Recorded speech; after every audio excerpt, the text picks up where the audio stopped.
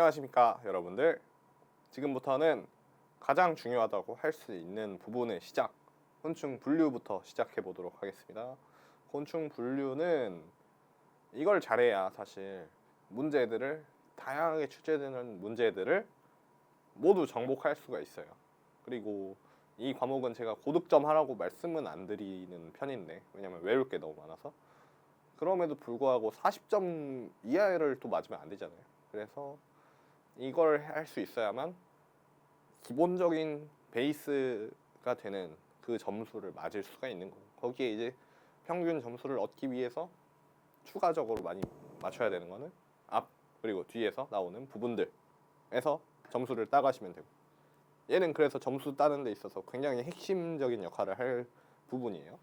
지금부터 출발. 곤충을 잘 분류할 수 있는가가 핵심인 부분이겠습니다. 곤충을 어떻게 분류할까 했더니, 이미 제가 분류를 한 게 아니고, 제 개인적인 분류가 아니고 학문적으로 이미 나눠 놨더라. 그래서 무시야강, 날개가 없는 곤충. 그렇게 중요치는 않은 게, 농림 해충 중에서 그렇게 크게 영향력이 있는 친구들이 별로 없어요. 무시야강의 특징이라고 할 수 있는 거는 변태하지 않는 특징이 있습니다. 변태라는 건 아까 위에서 완전 변태 설명을 드렸을 때 기억을 떠올려 보면 번데기 과정을 거치느냐 안 거치느냐의 차이였죠. 그래서 바로 유시야강으로 넘어갑니다. 유시야강은 무시야강이 날개가 없어요. 그러면 유시야강은 날개가 어떻게 써요? 있겠죠? 있는 곤충. 그래서 무시야강 그렇게 안 중요했다면 유시야강은 안에서 분류를 할 수 있는 게 너무나도 중요합니다.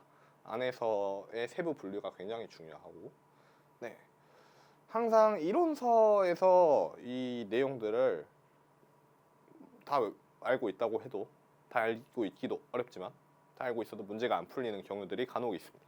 그런 것들을 문제를 통해서 완성을 해보도록 할 테니까 너무 걱정하지 마세요. Don't worry. 네, 넘어갑니다. 이제부터는 문제 풀면서 추가적으로 메모를 해야 될 수도 있어요. 그쵸? 문제 풀면서 무시야강의 뭐 예를 들어 유시야강이죠. 유시야강의 뭐 딱정벌레 목에 대해서 내 문제 풀다 보니까 이게 자주 나오는 것 같아요 하고 써놓을 수 있도록 제가 빈 공간을 조금씩 마련해 두었고요. 그런 곳에 메모를 하시면서 공부를 하시면 효과를 볼 수가 있습니다. 고시류는 하루살이목, 잠자리목처럼 날개를 접지 못하는 친구들이 있어요. 나비, 나방은 날개를 자유롭게 접을 수 있죠. 근데 고시류는 자유롭게 접지 못하더라.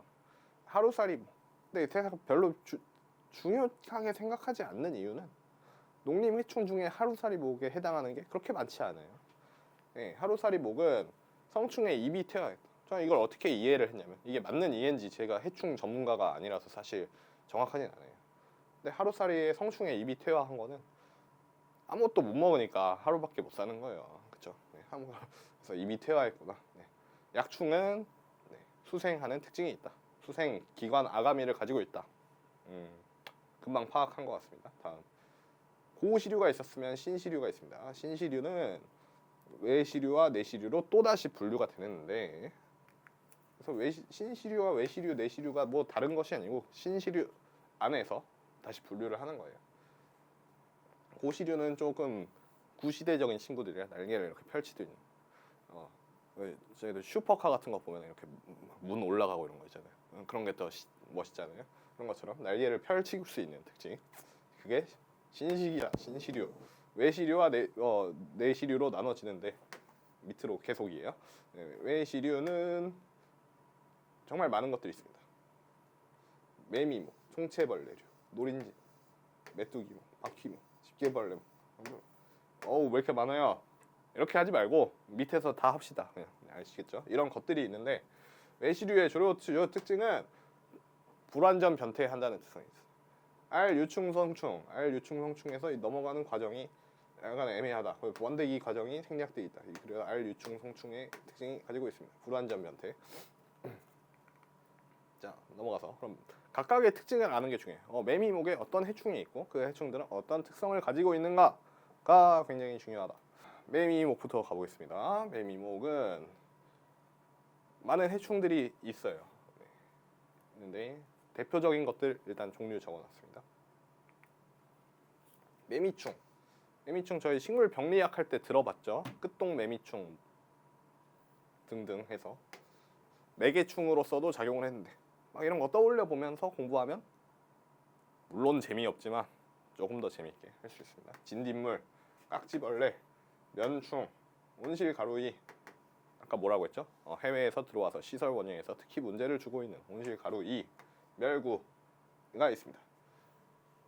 후구식이라는 게 특징인데, 네, 잎틀의 움직임 방향이 뒤쪽, 아래와 뒤쪽이라서 뒤 후자를 써서 후구식입니다. 후구식. 매미목에 어떤 해충이 있는지 일단 알아가는 게 첫 번째 포인트예요. 다음 총체벌레류는 어떤 피해를 주는지만 간단히 일단 알아가고 나중에 문제에서 나오면 더 자세히 설명하겠습니다. 총체벌레류는 흡즙성, 네, 즙을 빨아먹는 친구고요. 총체벌레류에서 주로 나왔던 설명은 이거예요. 잎틀의 좌우가 같다 또는 같지 않다인데 같지 않다라는 문제로 꽤나 자주 나왔었습니다. 자, 노린재목, 다양한 노린재들이 있는데요. 노린재들이 일단 포함이 되고 방패벌레, 소금쟁이, 물벌레 등이 있고요. 네, 노린재 같은 경우를 살펴보면 노린재는 흡즙성 피해를 줍니다. 그리고 역시나 후구식. 메뚜기목은 메뚜기, 여치, 귀뚜라미, 땅강아지 등이 있고요. 아까 1강에서 곤충의 입을 설명할 때 메뚜기, 여치, 사마귀 등등 저작구를 가지고 있다라고 말씀을 드렸었고, 또 신체적인 특징을 보자면 가운데 가슴, 뒷가슴이 하나로 분화된 형태가 많다라는 거 알고 보시면 되겠습니다. 바퀴벌레는 농림 해충으로 잘 분류를 하지 않고 생활 해충으로 보는 경우가 많아서 그냥 저런 분류가 있고요. 집게벌레 또 농업의 관점에서는 많이 나오진 않습니다. 마찬가지. 제가 여기 엔터가 한 번만 들어간 데는 딱히 문제에서도 안 나오고 메모할 거리도 없어서 해놓은 거라고 보시면 돼요. 흰개미목. 흰개미목 같은 경우는 나무에 큰 피해를 주고요. 저작구 형태입니다. 잎은. 넘어갈게요. E, F, G, H, I, J까지 넘어갈게요.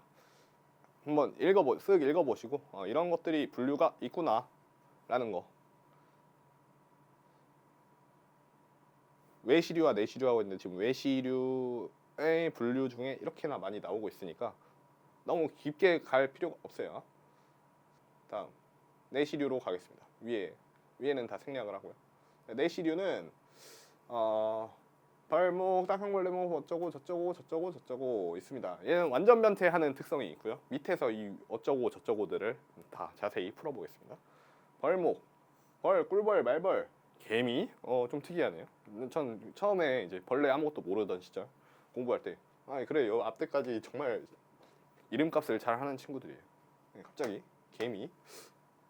이거 자체를 이제 출제자들도 아는 거예요. 벌목이 아닌 것은 개미 너무 솔직히 여기다가 여러분 주의하셔야 할 게 뭐 이런 거 넣어놓고 하면은 얘가 더 벌 같아 막 하면서 충분히 틀릴 여지가 많고 뭘 섞어놔도 개미는 좀 아니지 않나. 막 위에 흰개미 목도 있고 하던데 개미는 좀 하면서 많이 틀렸어요. 처음 나왔을 때 굉장히 많이 틀렸더라. 저작구고 해충도 많지만 익충도 많고 천적 곤충이 되는 경우도 많아요. 그래서 벌목 같은 경우는 얘를 해충으로 보는 문제가 그렇게 많이 나오지는 않았었어요. 뭐 혹벌 이런 거 있기는 한데 그거 강론에서 살펴보겠습니다. 딱정벌레는 전 세계에서 가장 많은 종이고요. 가장 많은 종.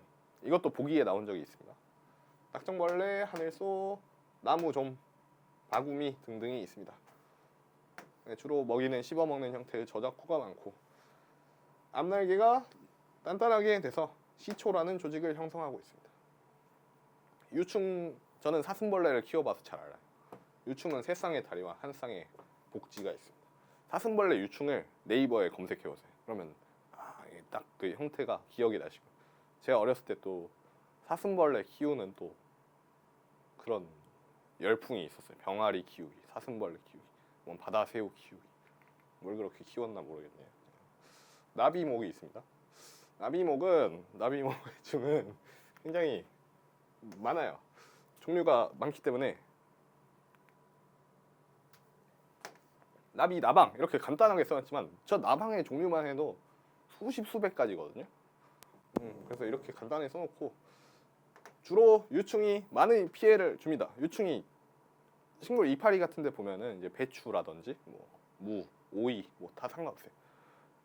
잎을 갉아먹는 친구들은 대부분 나비목 해충의 유충이었다 라고 알고 계시면 되겠습니다. 여기서 왜 간단하게 다루는 것 같지만 뒤에 가면 그 해충별로의 특징을 다 다룰 거기 때문에 저 분류에 있어서 특징을 아는 게 중요한 게 아니라 저 분류 자체로 나오는 문제들이 또 있어요. 그런 것들을 맞출 수 있는지 나중에 확인해 보시면 되겠습니다. 여기 나비목의 번데기 용자가 들어가는 게 세 가지가 나와요. 그리고 이걸 문제에서도 물어본 적이 있고 알고 계시면 상식적으로도 도움이 되고 번데기가 이렇게 있으면 나비목의 번데기는 이렇게 애벌레가 있어요. 애벌레가 있으면 여기를 다 이렇게 밀착해서 채우고 있는 구조예요. 이거를 이제 피용이라고 해요. 피용. 네. 딱정벌레나 풀잠자리의 번데기는 네, 유충이 굉장히 자유롭게 움직일 수 있는 네, 그런 구조고요. 파리류의 번데기는 거의 얘 자체가 껍데기인 경우 이런 경우는 별도로 막 보이지 않는다. 그래서 우리가 뭐 위자는 허위 뭐 아니면 뭔 위 할 때 약간 가짜 아니면 흉내 내는 거 할 때 위자를 많이 쓰잖아요. 그래서 위용이라고 합니다. 위용. 그게 맞나요? 아무튼 피용, 나용, 위용이 있습니다. 피용, 나용, 위용. 피용은 그 껍데기라는 거죠. 껍데기 피. 우리가 호피 뭐 할 때 뭐 껍데기. 나용은 글쎄요. 저게 무슨 나자일지는 모르겠습니다. 넘어가요. 풀잠자리목. 풀잠자리가 풀잠자리 목이겠죠. 네. 개미 귀신. 그렇죠. 개미자 들어간 게 좀 이상한 데 들어가는 게 많은 것 같아요. 제가 봤을 때. 그래서 개미 귀신 나오면 맞춰주세요. 개미 귀신 풀잠자리. 아시겠죠? 성충 저작구고 유충은 육식성입니다. 다른 곤충의 혈액을 빨아먹는 입을 가지고 있습니다. 미뜨리목은 별로 안 중요하다. 벼룩목 별로 안 중요하다. 파리. 네, 파리, 모기, 각다기, 응애 등 뭔가를 빨아먹거나 핥아먹는 친구들이 많습니다. 번데기는 아까 위에서 말해서 위용인가요? 아닙니다. 위용 있고요. 앞날개가 발달하고 뒷날개는 평균권으로 균형 잡는 역할만 주로 수행하고 있다. 잎은 아까 말한 거죠. 흡수구다. 오케이. 곤충은 아니지만 거미강에도 해충으로 봅니다. 해충으로 보는 이유는 우리 농업에 피해를 주는 곤충 같은 친구들이에요. 거미강에는 거미, 진드기, 응애들이 있고요. 진드기랑 응애는 해충인 경우가 많고 거미 같은 경우는 그런 해충을 잡아먹는 천적 곤충이 되는 경우가 되게 많습니다. 네, 변태하지 않고요. 더듬이랑 겹는 없습니다. 그리고 곤충이랑 다른 거 계속 머리, 가슴, 배로 구성 이거 잘 읽어야 돼요. 곤충은 머리, 가슴, 배 이렇게 세 가지로 구성되는 거. 거미강은 머리, 가슴, 과, 배 이렇게 두 가지입니다. 알겠죠? 네 쌍의 다리, 총 8개의 다리가 있다. 그래서 분류당 절지동물문 거미강이었고 절지동물문 곤충강이었고 이렇게 나눠지는 거예요. 네, 곤충의 일생에 대해서 저는 크게 관심은 없어요. 곤충이 어떻게 사는지는 별로 관심은 없는데 문제에 나오니까 여러분 관심 가져야 돼요. 네. 부화, 알에서 깨어난다. 유충, 애벌레. 네, 애벌레인데 이게 좀 중요한 거는 애벌레가 몇 번 탈피를 하느냐에 따라서 이름을 달리한다는 거예요.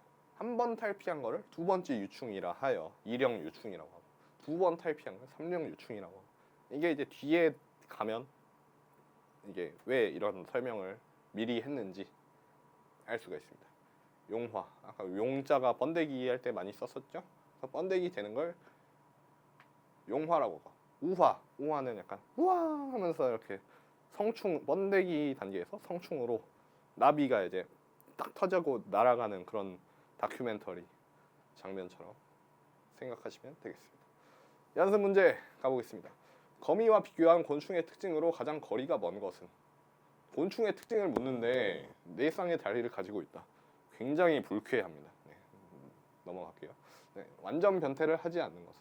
완전 변태를 하는 것과 불완전 변태하는 거 분류할 수 있어야 된다고 했고,